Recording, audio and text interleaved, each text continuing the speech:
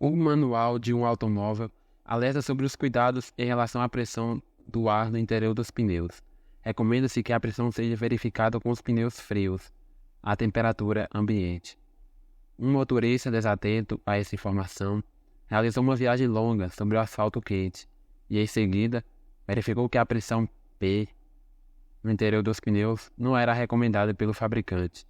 Na ocasião, a temperatura dos pneus era T. Após um longo período em repouso, os pneus do carro atingiram a temperatura ambiente. Durante o esfriamento, não há alteração no volume dos pneus e na quantidade de ar no interior dos pneus. Considere o ar dos pneus um gás perfeito, também denominado gás ideal. Durante o processo de esfriamento, os valores de pressão em relação à temperatura são representados pelo gráfico.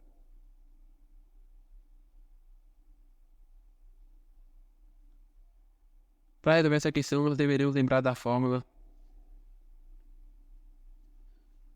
da equação de Clapeyron, onde P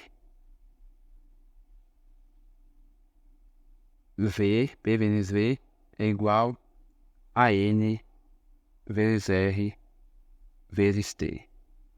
Nessa equação aqui nos deixa claramente que o volume dos pneus é constante, ou seja, o volume dos pneus, não há alteração no volume dos pneus. E ele fala também que não há alteração na quantidade de ar, ou seja, no número de mols. E essa constante aqui, R, ela permanece sempre constante. Ela é a constante dos gases. Ou seja, o V, o N e o R.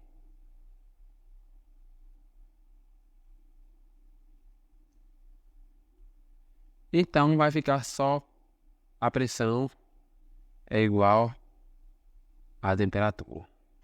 Comparando esse gráfico aqui, qual deles a pressão vai ser igual à temperatura? Ou seja, qual deles, quando a temperatura cresce, a pressão também cresce. Quando a temperatura decresce, a pressão também decresce. Ou seja, reparamos que elas são diretamente proporcionais. Quando uma aumenta, a outra aumenta. Quando uma diminui, a outra diminui. Se você for reparar nesse gráfico da letra A, temperatura T1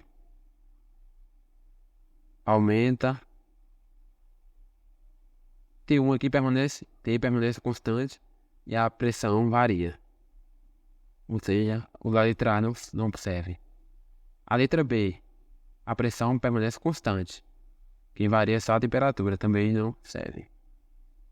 A letra C, nesse gráfico da letra C também não, porque aqui a temperatura possui maior valor e a pressão possui menor valor.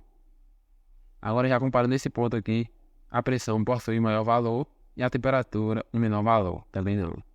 A letra D, aqui a temperatura possui um menor valor e a pressão maior valor, e aqui vice-versa. Agora se for comparar a letra E, na letra E nós vemos que a temperatura e a pressão aqui sim possuem os mesmos valores. E esse último ponto aqui também. A temperatura e a pressão possuem os mesmos valores.